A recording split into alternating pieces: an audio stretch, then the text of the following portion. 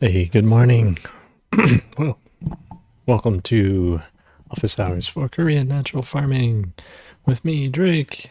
For an hour, you can ask me any question, Korean natural farming, or if we have no questions, we'll get into Madaj and go through the ultra cheap way of doing natural farming. Not necessarily the best way, but a way to transition and get from not doing biological farming into biological farming, hoping to spread regenerative agriculture. All this and more. Office Hour brought to you by Pure KNF Foundation. And Pure, you can find that at pureknf.org. So multiple people out there helping support membership, all that good stuff. So thank you, all the members in the house, and thank you if you're considering being a member. Visit pureknf.org and become a member. Help support the show, More than that, help support, an organization actually spreading Korean natural farming around the world. But before we get into the episode and all that, let's start with a bit of higher wisdom. What do we got today? It's abysmal. Abysmal. It's water. Why is water abysmal? I don't know. But flow like pure water through difficult situations. The image of kan is that of water. Water falling from the heavens. Water coursing over the earth in streams. Water collecting itself in pure and silent pools. This image is meant to teach us how to conduct ourselves in trying situations. If we flow through them, staying true to what is pure and innocent in ourselves, we escape danger and reach a place of quiet refuge and good fortune beyond. Kan often appears to warn of a troubling time either drawing near or already at hand, and counsels you not to fall into longing for an immediate and effortless solution to the trouble. When you become emotionally ambitious, when you cling to comfort and desire to be free of the currents of change in life, you block the creative from resolving difficulties in your favor. What is necessary now is to accept the situation, to flow with it like water, to remain innocent and pure and pure sincere. Remain innocent and pure sincere. While the higher power works out a solution. It is not that you should not act now. It's that you should not act out of frustration, anxiety, despair, or a desire to escape the situation. Instead, still yourself and look for the lesson inside the difficulty. Correct your attitude until it's open, detached, and unstructured. Abandon your goals and stay on your path, where you proceed step by step, arm in arm with the sage. Those whose hearts and minds are kept pure and innocent relate properly to all events, understand their cosmic meaning, and flow through them with strength, clarity, and brilliance of pure water. So, yeah. Speaking of Jadam, speaking of Madaj, it's all about water, right? Water. It's all water-based, No sugar for this guy. He's not a sweet guy. He's a slippery, slimy guy with a smell. That's what this book here is about. And, always recommend you go back to Master Cho and learn his stuff. Let's see if I can do this. Put this on and go like that. Yeah. Oh, yeah, that guy. Kind of his father, the original OG. And then we'll go back. Like, oh, go away. Okay. So what's up? We got Mark Reuter in the house. What's up, Mark? We got Cheryl. Hey, long live the natural farmers. Yes, we are living long. Um, yeah, and we got Cecily coming in from Western Australia. B Hendricks, beginner at the KNF lifestyle. Welcome. You found a good group here. Tons of knowledgeable people in the chat, and if you join the Pure KNF Foundation, then you get even more knowledgeable people and access to all kinds of good extra goodies. Let's you know, um, and yeah, we got Rainbow Possum. What's up from Seattle? It's a nice day here. Wonder if it's raining there. Hopefully it's nice. Solar Gourmet coming from Germany. Got a question here, so we'll get to that. And what's up, Angie? Cool. Well, it's good to see all you. I mean, I guess you can see me. I'm just looking at a screen, actually looking at myself, which is kind of a weird thing. Sup, YouTube? Yeah, no, it's kind of weird, but but it's good. I like it because we can be learning together through the mycelial interweb. So let's flow through today's episode like pure water. And let me set this over here, actually. And let's get started here. Hey, Goof, how's it, brethren? Goof's a member. What's up? Just cloudy today. Cool. Seattle, no rain, just clouds. Oh, Hilo's beautiful. It rains so hard. My pathway into my house is just a soupy mess of soup. So gnarly. So, okay. So let's see. Solar Gourmet got a question. We'll get into that. So, what is the advantage of KNF food compared to a nettle or a comfrey slurry? Okay. This is a good question because actually, my dad was just asking this question the other day. Despite going with me to Korea in 2009, I mean, he took me, not like he went with me, I went with him to Korea in 2009. And then taking Master Cho's advanced teacher training in 2011 and attending maybe a few other Master Cho things and being super influential or whatever of building the natural farming movement here. He still was asking me a question of what is the difference. Like I was talking to him. So my dad was asking me specifically about, banana skins. Okay. So he takes the bananas and peels them and then dehydrates them. So we grow a bunch of bananas and then we have a bunch of banana peels left over.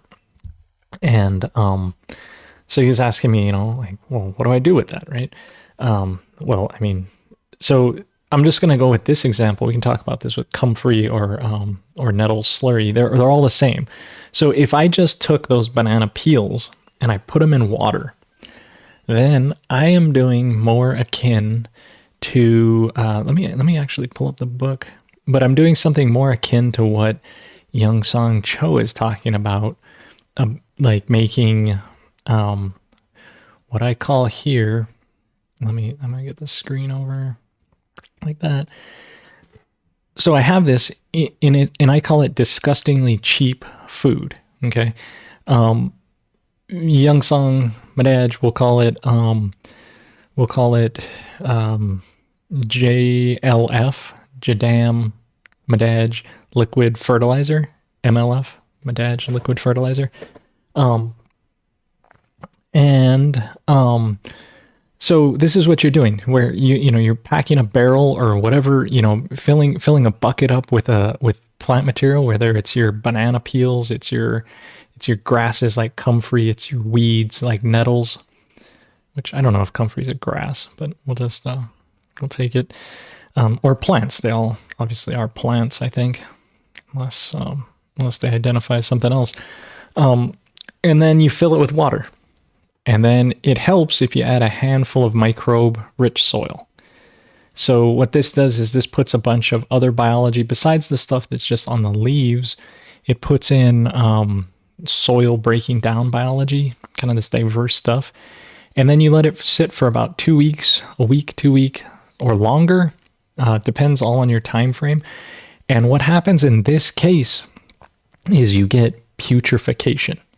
So instead of fermentation, you're having putrefaction, which is kind of like both of them are a decomposition type of task, like dissolving, but putrefaction is much more gnarly. It's usually done by anaerobic bacteria, and when I think of it as like zombies coming out, and zombies doing putrefaction when you let it sit for 2 weeks or longer. It's like they're just hacking bodies apart and pulling things apart, and it's like really stinky, smelly type of interaction happening. And that's what's going on here in a slurry type of thing, where if I took those banana peels, just mix water, you may need to add the soil or not. You can just omit the soil because there are microbes on the plant surface. But all these microbes in this tank, as it's sitting there breaking down, they're going to start, zombifying it. And that's why this stuff is extremely stinky, but extremely affordable. So it says stinky, but extremely affordable because it just took water and plant material and a little bit of dirt, which all those things are pretty much easy to come by, in a bucket, easy to come by. And you don't have to have sugar or anything. And then you draw off the juice when needed. And usually you dilute this about 1 to 100 with fresh water for general use.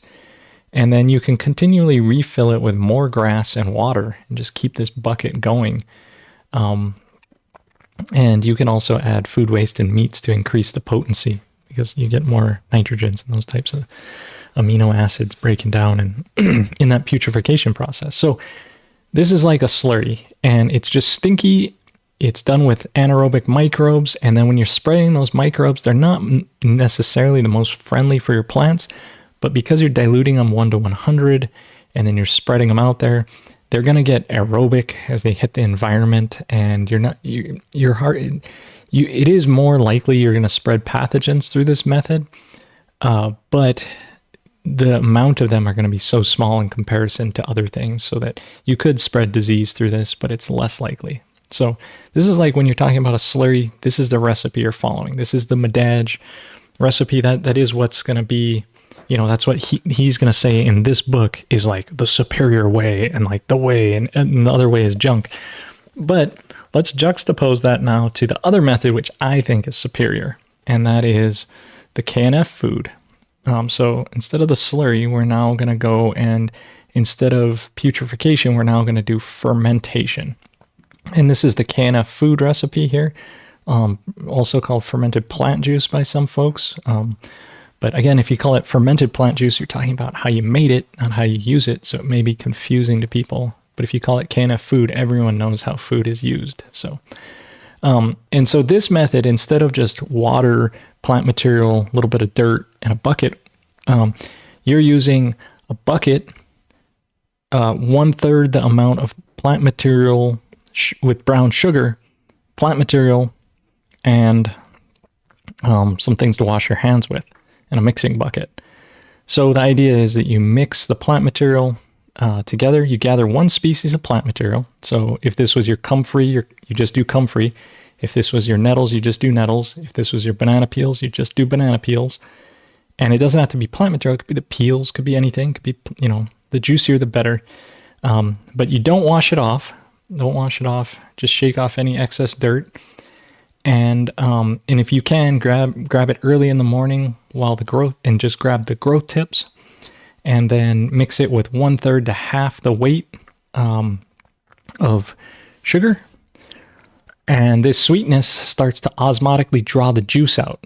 So before in the slurry where you had putrefaction, where the water does not draw any of the vital juice out. It just lets the microbes, the putrefaction, attack from the outside and attack it.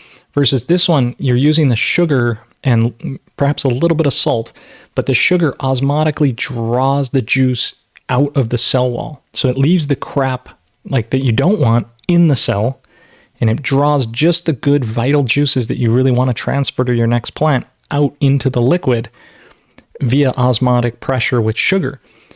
Then the next step is you take that material as it starts to kind of juice up, you pack it into a jar or a vessel, hopefully your 5-gallon bucket or 35-gallon trash can, depends on the size, or a jar if you're doing a small farm. Pack it in there, and then you allow that to ferment. So the sugar that you mixed in now comes into the liquid and makes it sweet. And excuse me. That liquid, then the microbes that were on the plant material now start digesting that material and creating slate alcohols and digesting it, and it's just the vital juices that are being fermented for you, and the rest of the crap's left inside. And then after 3 to 5 days, 7 days depending if it's really cool for you, maybe even 14 days if it's really cold, it'll start to ferment. You'll get a slight alcohol smell. You'll see it bubbling. There'll be a slight wispy, maybe mold growing on the very top of this. You know it's ready. You pour it off, super saturate the liquid, meaning that you add equal, every water molecule is tied up with a sugar molecule, and then you are left with the most premier, best stuff. Instead of putrefaction, zombies breaking things down, you're actually getting the best liquid in.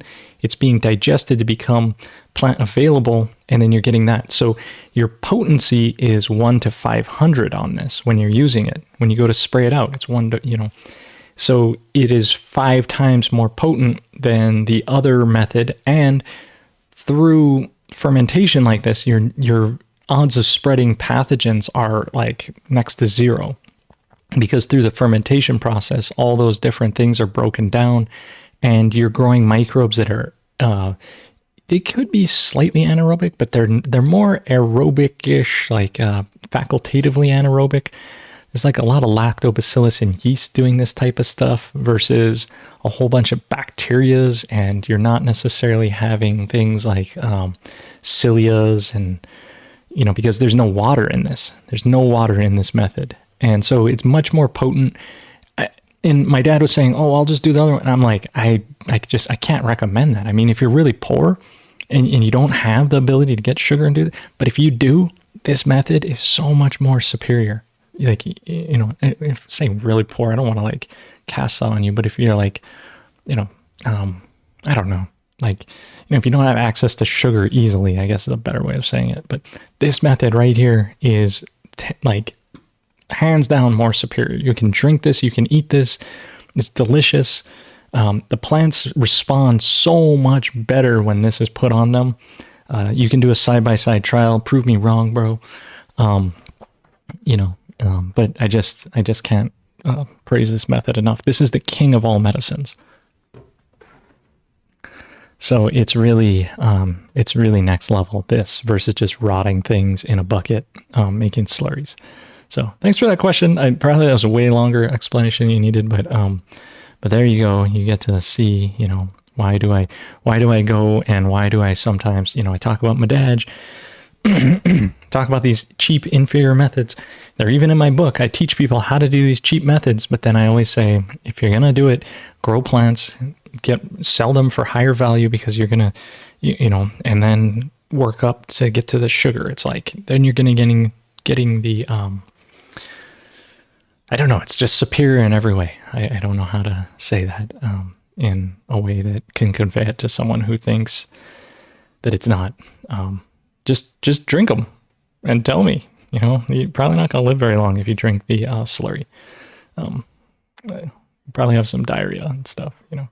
But don't actually drink it. I mean, don't. You just smell it. If your nose smells it and you know it's putrid, then it's putrefaction, man. Putrefaction is not the best method for things. Fermentation is so much better. I've killed pigs and put IMOs on them. Instead of them putrefying and getting gross, they'll like preserve and ferment.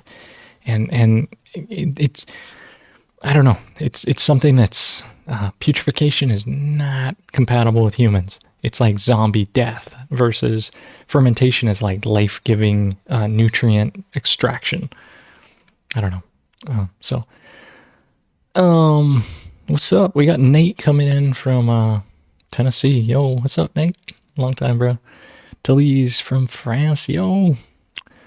Oh, we got Nigeria in the house. Okay.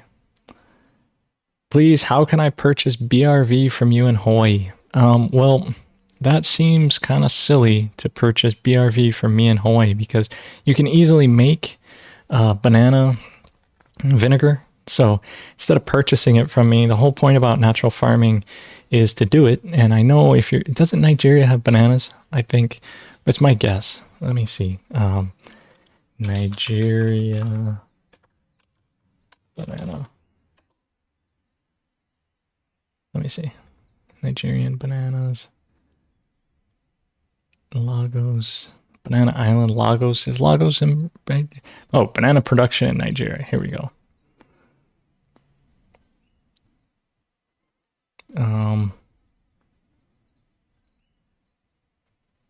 Yeah, there's 3 varieties there, man. Short variety, medium, and tall.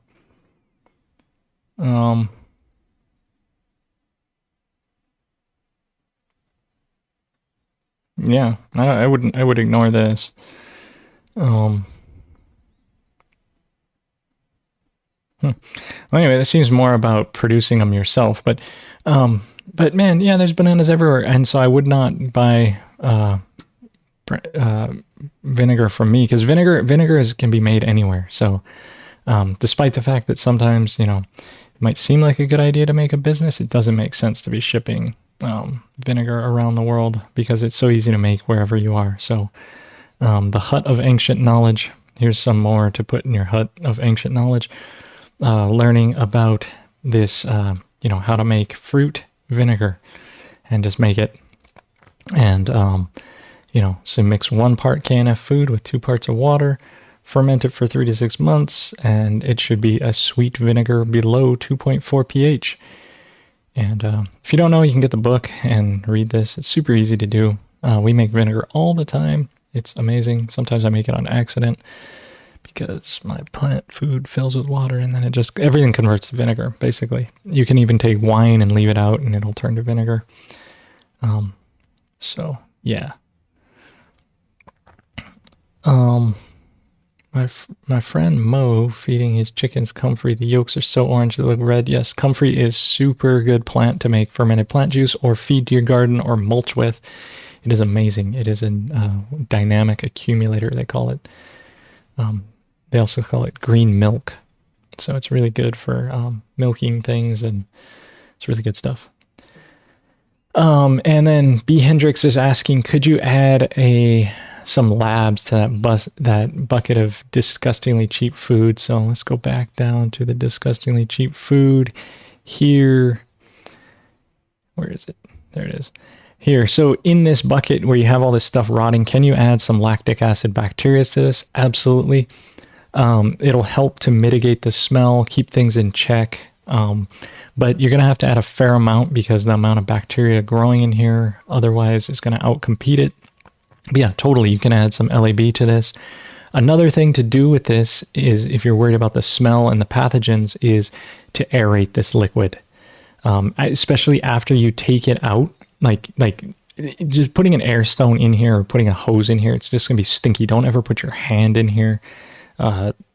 Just disgusting. But you can, however, once you take this liquid out, skim it out, put it in and dilute it 1 to 100, then you can aerate this water. So put an air stone bubbler or, a lot of air in there, vortex it, whatever you're going to do. And it will help to get rid of the pathogens because they're mostly anaerobic, and it'll also help to diminish the smell. So you put LAB in, and you, after you dilute it, put LAB in for sure, and then aerate that, and it'll really help. So you can get this disgustingly cheap food, it's just inferior because, like I was saying earlier, the sugar pulls the good stuff out osmotically. This one, you're going to have to wait for the bacteria to kind of eat it and digest it. And it's just not the same. It's not the same. I don't want to get demonetized by just saying that, but So, and then they're saying Jadam is like the gateway to KNF, open air, ferment, simple and easy. Yeah, it is a gateway. It's a transition technology. If you're not doing anything regenerative and you're not doing anything microbial, Start with Jadam. Start with Madaj. Start with the disgustingly cheap recipes because they're disgustingly cheap. Like, I say that not just like they're disgusting because they're gross, but they're also disgustingly cheap. It's like when I can't believe a deal is so, it's like such a deal. It's like, I got a disgustingly cheap deal. It's like, it's, you know, it's like it's a superfluism. Trying to say it's like, it's so cheap. Oh yeah, and the Humboldt chat. Yeah, someone. Yeah, I got this Humboldt hat. I've been wearing it for a couple weeks now. It's like one of my only clean hats. All my orange hats are all funky and moldy. I gotta, you know, wash them with some LAB or vinegar or something. Many people use their most nutritive and freely available weed to ferment and make a shelf-stable plant food at all times. Alternative, as Drake is saying, stinky water is a constant lifesaver in a big garden. Oh, yeah. So if you have, I mean, I'm not saying to not do these things, because the thing is, this is so disgustingly cheap that you can make such mass quantities of it that you can then spread it on areas you don't even care about. Like, and the whole earth needs this. Like, if you're making this disgustingly cheap food, diluting it properly, 1 to 100, and spraying it everywhere all the time, we're all going to benefit. And that's the thing. It's like, it is going to be, you know, if you can't, because if you were to do that much plant food with sugar, you're going to go broke. But if you're going to put out this much disgustingly cheap food, it's a game changer in terms of, it's the antithesis to poverty is putting this stuff out there. Someone would be blowing me up. So, I asked the question relating to extraction methods on the forum today. Oh, okay. Yeah, cool. Well, maybe you can go drop an answer to it now that you've seen this episode. It seems you get valuable fertilizer even faster than the putrid method. Yes. Yeah, the fermentation method of going through, so using the KNF food method is going to be quicker and faster to do and higher quality. However, it just has higher cost to it. That's the main thing. So, thoughts on adding, who the heck? Stop it. Hang on. I'm gonna just, turn that thing off. Okay. Thoughts on EM1 or LAB to the open ferments to help with the process. Yeah, we already talked about that. So EM1 or LAB adding to this disgustingly cheap food is also going to help. Do not add LAB to the KNF food, though. Do not add LAB to this recipe. It has too much water in it, and you're not going to get benefit, and there will be LAB in this already and yeast in this already. So don't add it to that one. You're just going to naturally get them. But the other one where you're just doing water and dirt and rotten plants, and I'll add LAB to that for sure. Okay. Asked above how to figure out which plants in Tennessee will work in a place of banana, mangoes, and things like hono grass. I can do comfrey. Yep. So Angie, you can do any weed that grows. I'm not sure because I haven't been to Tennessee, but let's just see. This usually when I'm in America, this plant here is also good. Equestium. It's usually, I don't know if it's in Tennessee, but usually I find this like Pacific Northwest region. It just grows everywhere. This one's super good. But basically any weed that you have, let's see, maybe Tennessee bluegrass. I don't know. Tennessee, did I spell it wrong? Yes, yeah. Tennessee weeds. 20 common weeds. Okay, we'll just go through these. This looks like a good candidate. Some sort of, what is it, dandelion type of thing. Pull all these flowers, then you get a fermented flower juice. Can't have food from flowers. It's going to be good during your flowering cycle. This thing. Oh yeah, we have this around here. This probably is, this thing, even though it's going to be a good ferment, you're probably not going to get too much juice from it. I believe this is a very dry plant. Oxalis. Bluegrass, yeah, grasses are not that good to ferment, actually, believe it or not. Annual ryegrass, we'll skip that one. Ooh, this one looks good. Black medic. This one, I bet you're gonna get tons of good luscious leaf stuff from this one. Nutsedge. Don't know. Again, avoid that one. These are all grasses. Why? Dandelions. Dandelions. This one is epic. Really, really, really good. You can do the flowers. You can also do the leaf bottom part. So much juice comes out of dandelions. One of my favorite, and it's common and widespread in Tennessee. Cut leaf. This one looks pretty good, although it looks sharp. Watch out with your hands. But get this when it's young in the spring. Dollar weed. This one looks good too. I would avoid crabgrass. Too many crabs in there. Purslane. Oh, this is an epic one. Purslane. Tip about purslane is it's really good for skincare. So as you make this ferment with all that sugar and stuff, you can then kind of make a face mask out of it. Oh, and your wrinkles will just melt away.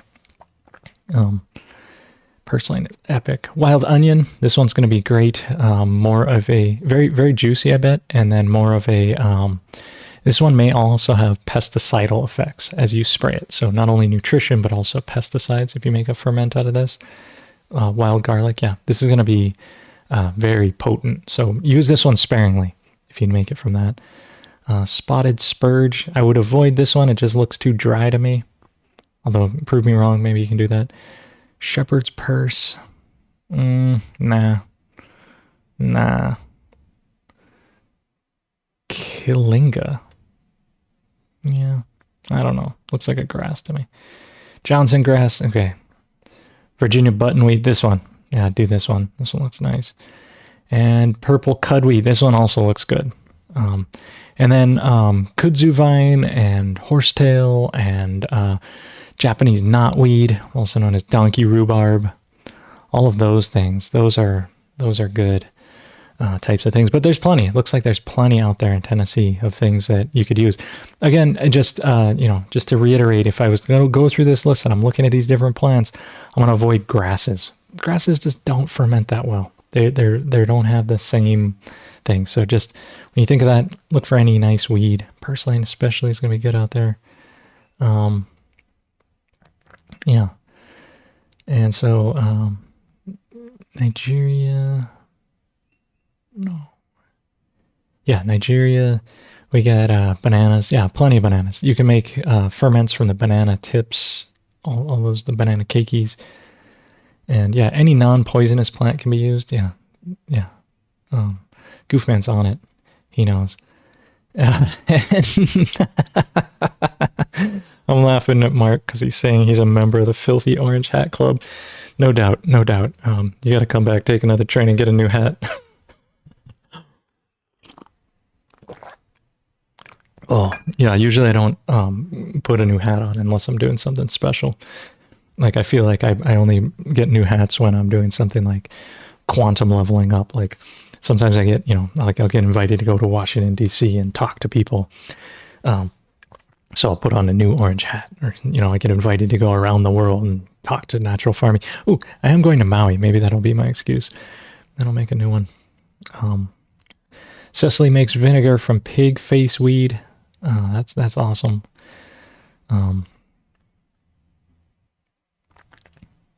And so the thing about it, Angie, is when you're making like if I'm making ferments from a couple of different things, like this here, it's going to have nice leaf characteristics. The dandelion is going to just be quick growing and very intensive.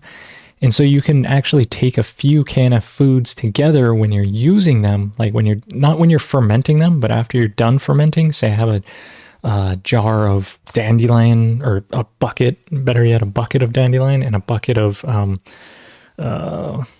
was that other one? It was just of purslane. So you have a bucket of both those.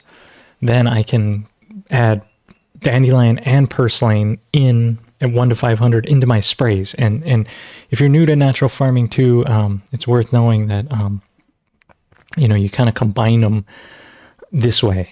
So for these different things you're doing, you combine them. So say I was going for a leaf growth, I'd put in a food, a cleanser, medicine, structure, fuel, protectors, all these into one thing at these dilution rates. But I can add in 2 or 3 foods without changing my dilution rate. So I can add in 2 or 3 foods without changing my dilution rate. If I'm going to add more than 3, then start reducing your dilution because you're going to get too sugary. But you can add in a bunch. So that way you're getting a whole diverse nutrient profile. And if I'm growing tomatoes, I'm going to say it the way I learned from Cecily would be down with that, tomatoes. Then I should ferment tomatoes and put them in here. If I'm growing potatoes, then I should have potato ferment in here, in addition to other weeds. So making it from the plant you're growing plus the other abundant weeds in your area, you can add in 2 or 3 foods into your mix each time. And now you're getting that diversity across here of this leaf growth is going to pull in all those different nutrients. And then the rest of everything all works together to help all these things give exactly what your plant needs. So that's the cool thing too. So kudzu is a good one.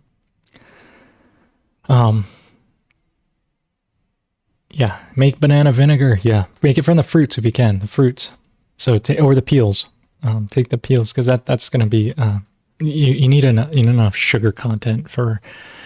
But yeah, follow the recipe, man. You're going to do well making vinegar in Nigeria. It's I think it's warm enough for all those things. So Angie has passion flowers. I have the vine that's annoying. That's annoying. Passion flower is epic. Grows so fast. The growth tips of passion vine grows so fast. It has really good hormones and characteristics to help your other plants grow better. Passion fruit is a great one. Have all the crappy grasses. Absolutely do dandelions. Yeah. The season's already over. Oh man. Well, yeah. Spurge is toxic. I don't know what spurge is, but well, thank you. Weed is luckily. Yeah. So Cecily's saying she knows if a weed is lovely and succulent, it will probably be a great food, most likely. A ton of wild onion. I need to buy purslane to grow. Okay.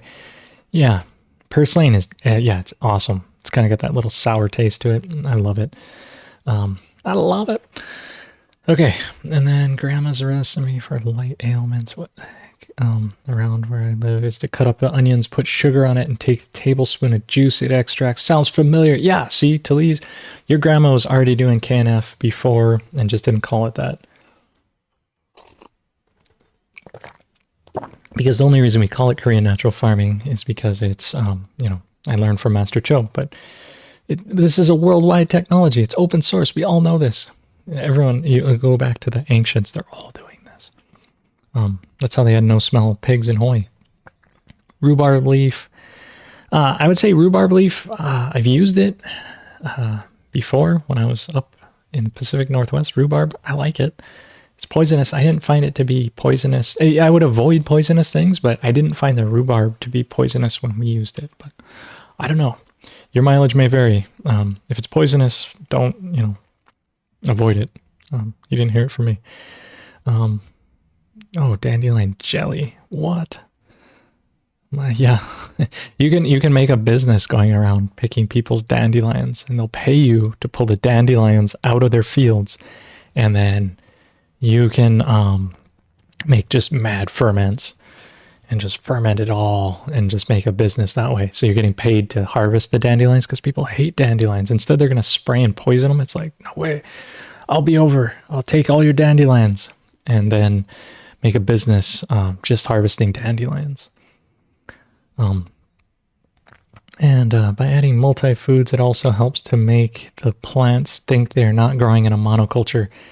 Great point, Goofman. When you add multiple foods to a recipe, then the plants that are growing there think, oh, there's all this diversity around me. Instead, you just like monoculturing tomatoes, and you can put in juice from a melon and a dandelion, and then it thinks there's melons and dandelions. Yay, I'm in a polyculture. And you can trick it into just massive production without losing the benefits of monoculture. Super good. Good point, Goofman. Awesome, man. Ah, it's so cool. I'm so glad I met you through the internet. You're such a cool dude. Rhubarb stock is yummy. The leaves have a lot of oxalic acid and aren't safe for eating. Okay, so if it's oxalic acid you are worried about, if it's toxic because of oxalic acids, let me just drop this on you that oxalic acid is two CO2s. So oxalic acid. Oh, what? Okay, so we'll go over here and we'll look at this.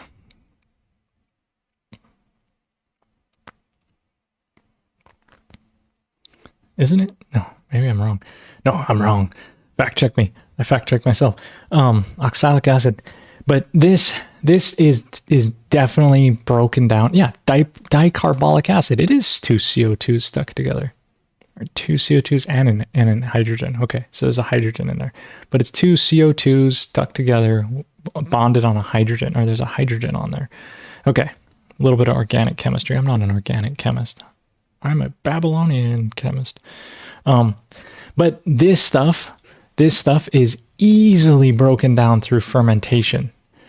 You don't want to, you don't want to get it on you or whatever, but after the fermentation process is complete, this stuff breaks down so easy through fermentation. This is a lot of reasons why the ancient world fermented so many things. Biosynthesis. And it's component of the Krebs citric acid cycle. I don't know. I don't want to read all this. I'm lazy. Rhubarb leaves contain about 5% oxalic acid. There you go. In the jack and pulpit. And calcium oxalate. But these things, fermentation, that's why to make the KNF food, you will, and members of spinach and brassicas also have these, and we eat them, and we think broccolis and stuff are good for us, but we're getting tons of oxalic acid, and that poisons you, and it makes you all like, and gives you like, arthritis-like symptoms, sorrels, umbrifiers, parsley. So all this stuff, if you ferment it, then you're going to be it'll break down the oxalic acid.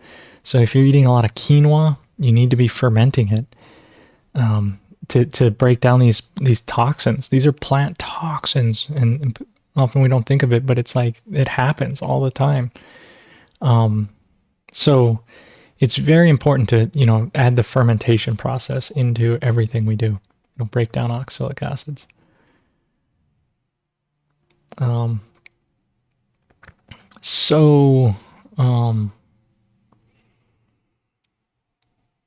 Yeah, Cecily uses rhubarb leaves as a pest spray, but usually grow it just a bit extra for pests and kangaroos.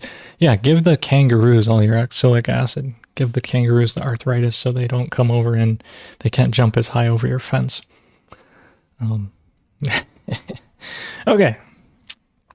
Okay, well that was good. That was exciting. We got into the Madaj even earlier than thought. But let's return now. Let's get into the Madaj because it's that time. Madaj time, yay! Oh my gosh, okay. So we were going through the recipes in the back. I think what number do we make it to? Who remembers? I think we made it to number 4 for sure. Now we made it to number 5. Oh yeah, we made it to number 5. So just so you know, you can go to knfsupport.com or PureKNF, which also links to it, and catch past episodes and get all the recipes that I've been covering this entire 2024 is, past office hour episodes. We've been going over Madaj this entire 2024. Started with the history, all kinds of good stuff. It was pretty amazing. The other day, let me see, is it worth pulling it up right now live? Hang on. Let me see here. Yeah. I found some great photos the other day. Hang on. But yeah, okay. In here, let's see. in here. And then, oh man, there's so many memes. I had such good memes. But let's see. Hang on, one sec. I'm just gonna see. I'm gonna try. It might be worth waiting for. I don't know. Maybe it is. Maybe it isn't. I found such great photos the other day because I was going through all this old stuff that I just stashed away on my computer. I put it all in this folder called like No Clean or No Mess, and there were so many good photos. Shoot. Well, maybe it's not worth pulling it up, but I was gonna pull up some pictures of Young Sang Cho when he came over. Oh, you know where it was? Anyway, I don't want to waste too much of your time here. You just like get on with it. You know, that's what can happen. Hang on 1 sec. Since I'm already deep into it, is it worth? Oh man. Okay. Anyway, maybe I'll find it for next time. Because yeah, next time we'll bring it up. So, oh well. Okay. So anyway, you can find old episodes KNF support.com and or pure KNF. But we are on recipe number 6, which we already covered, I think. But the aphid and mite, we'll go over it again because I'm kind of going through them sequentially at this point. But basically, if you have aphids and mites, what this book recommends is to use soap and artichoke, Jerusalem artichoke. So you use 5 liters of soap and 5 liters of artichoke, Jerusalem artichoke, herbal solution. And you mix that with 500 liters, excuse me. So let me get that straight. 5 liters of soap, 5 liters of Jerusalem artichoke herbal solution, mixed with 500 liters of water. There you go. So 1 to 100 mix of soap and artichoke in, and you stir that all around. So I'll read it. It says, mix the above ingredients in 500 liters of water. If infestation is serious, apply twice a day or apply at sunset and early morning. You can replace the Jerusalem artichoke with ginkgo or Korean passiflower root or pokeweed. So you can find these herbs that nothing eats, and you can make an herbal solution, reduce them down, and use those. You must use water that clearly mixes with the soap for best pesticide effects. That means if you're, in this book, he'll go through and he'll talk about a water test. During the soap part, he'll talk about it where he, if you are using hard water, meaning your water has a lot of calciums and earth minerals and stuff in it, it will not take up the soap very well, and it won't suds very well. So you need to do soft water. And if you're using soft water, you will have much better results when you're applying pesticide or anything. Soft water is so much better for using for agricultural uses. And here he's showing it. Or no, shoot, gotta be right around here. Oh yeah, here it is. So, let's see if we can see this here. So, on this one here, he's used very hard water. You can see how cloudy it is, versus these ones over here are softer water, and you see how clear they are and how sudsy it is at top. So it's very important that you use soft water. So that's what he's talking about. In this recipe, you gotta have that soft water. If you're using hard water, it's not gonna be good. So if you don't have soft water, collecting rainwater is a good way if it's legal where you're at. And so you need the soft water. Continuing on this, to add a germicidal effect, control diseases, add 1 to 2 liters of sulfur. So almost every recipe, he's going over these same things where he's talking about, add soap, herbs, and sulfur. Add different varying ratios to kill things. So why does he continually just talk about one thing in one recipe? But he's always like, yeah, if you want to kill it, then just add this, right? But you can kind of get it that basically sulfur is very, kills a lot of bad fungi and fungals. All the fungis and fungals die. at least the pathogenic ones. And the herbs kill bugs, and then the soap helps it spread and also helps it get on the bugs. So hopefully you're getting the general gist of what we're talking about each time, and it's not just like novel things that I'm reading off, and it's just a matter of experimenting what works. And literally the way Young Song experiments is he just gets wasted drunk and catches bugs and shoots them with pesticide until they die at different concentrations. And then he writes a book about it. So, very smart guy.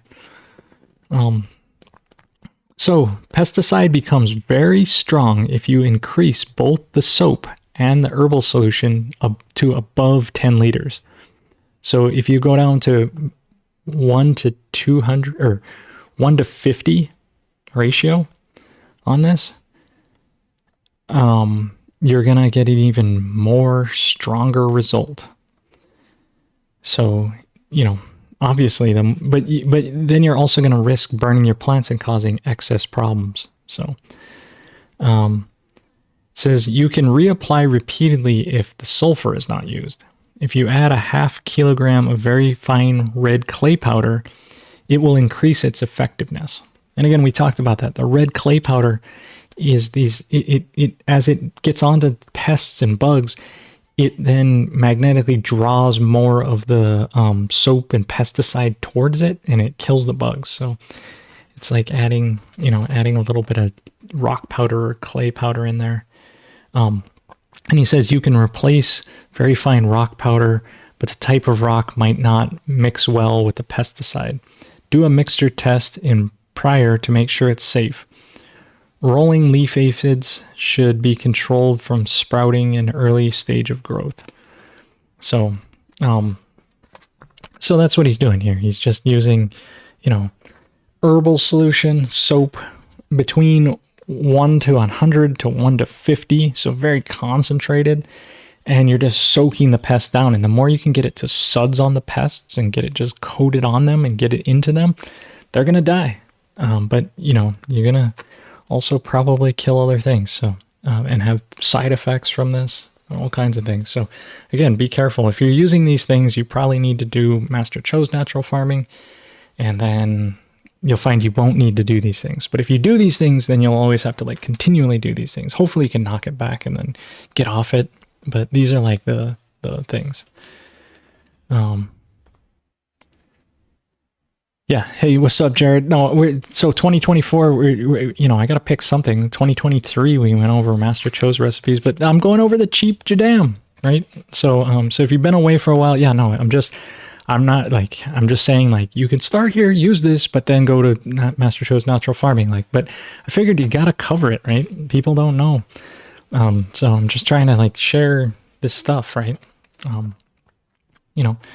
So, so the recipe that we're talking about, number 6 here, it covers mite on tangerines, silverleaf whitefly aphids, cotton aphid, turnip aphid, spider mite, mealy plum aphid, Aculops lycopersii, and earth mites. So watch out for those earth mites. Yeah. Anyway. What's up, Jared? Welcome. So then, since we got a few more minutes, we'll cover one more. We'll get into the moths. Someone asked about this, and then we ultimately concluded that the herbal smoker was the way to do it. But here again, just for an example here, he is now going to moths. Number 7 here. Number 7. Moths. So how to kill tobacco moths, beet army worms, scales, slug moth, diamondback moth, oriental fruit moth, etc. So what do you think? Drop it. What do you think? Before I get into it, drop it in the comments. What do you think it's going to be? Classic YouTube. I don't know how people withstand YouTube. Brought to you by, it's like, I watched this one guy on YouTube, and it's like his entire spiel is just to sell hats. He's like, if this helped you buy a hat, it's like, bro, you're just selling hats. I'm not selling anything besides Pure KNF memberships. We're selling those. Join that. But that you actually, it's good. Anyway, Herbal smoker. Yeah. So what do you think? Drop it in the comments. What do you think the answer is going to be? Oh, wait.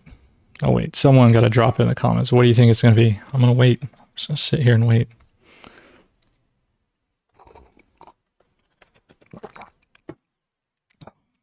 Come on, somebody. Somebody. What do you think it's going to be? He's killing moths. I wonder. No. Come on. What do you think he's going to kill the moths with? What do you think? He's. Come on. Come on. I'll give you a hint. It's probably going to have the soap in it, right? Probably going to have the soap. What do you think the next one's going to be? It's probably going to have herbal solution. And what do you think? He's probably going to also say you can add sulfur, and he's probably also going to say you can add soil to it, or the red fine clay powder. Yeah, soap and sulfur. Yes. Okay, we got a guess. Thanks, Goof. You the man. You the man. Yeah. Right. So what is it? Sulfur. Yeah. See, he's going to say you can add the sulfur, right? Yeah. Right here, the third paragraph in, he's going to say you can add the sulfur, right? So every recipe's the dang same, man. It's just like different concentrations of different herbs. It's all the same. It's all the same. It's like, oh my gosh, why? It's so simple, so easy. Sese, ja. You ever been to one of his lectures? You'll know what I'm talking about. So what he does, he puts in 8 liters of soap. So it's a little bit more concentrated than the 5 liters he was adding before. Then he's adding in 15 liters of the Jerusalem artichoke. So before he was adding in what, 5? Is it 5? 5. So he's 3 timesing it, right? He's adding just tons of it now. He's just like, kill those suckers, just add more, right? I should do his translations for him. Add more. So, and he adds that to 500 liters of water, right? And he says, if infestation is serious, increase the soap to 10 liters. So, why not just go pure soap, bro? Why not just pure soap? Probably because it's too much, but, it's like, we're just going to kill everything. Pure soap, pure sulfur, pure herbs. Wow. No, I mean, I guess there's a range. There's a tolerable range, but I guarantee from this 8 liters here, he's already modifying it down here. He's just like, add more, kill everything. So, and then he's probably going to add clay. And what does the clay do? It's really fine red powdered material. It sticks to the bugs and it magnetically pulls more solution toward the bugs. So it's like, if you can get that soap on them and get it to stick to them, then it's going to draw even more of the pesticide toward them. Some of the hardest things to kill are beetles, and you got to have that extra stuff because they're armored, and you got to get that soil between their plates of armor, and then it cracks. It creates an opening, and then the solution goes in. So it's the soap and the herbs and the clay. But so I know I'm just making a bunch of fun out of this, but it's just like, it's like, here's a recipe, but just add more and kill things better. Right? Oh, this guy. Okay. So it says if infestation is more serious, add more soap up to 10 liters and apply at sunset, followed by another application early the next morning. So if you're not, if you haven't killed things that evening, kill them the next morning. And you can replace Jerusalem artichoke with pokeweed, ginkgo, Korean plastic flower root. Number 7 is stronger than number 6, clearly, because there's about 3 times as many herbs, and there's about, what's 5? I don't know. There's more soap as well. To add a germicidal effect, you can add 1 to 2 liters of sulfur, right? You guessed it, sulfur. Pesticide becomes very strong if you increase both the soap and the herbs. Of course, that's what he's getting at here. But he already told us in the previous page you can make it this strong. Anyway, you can apply repeatedly if the sulfur is not used. So I think what he's getting into is that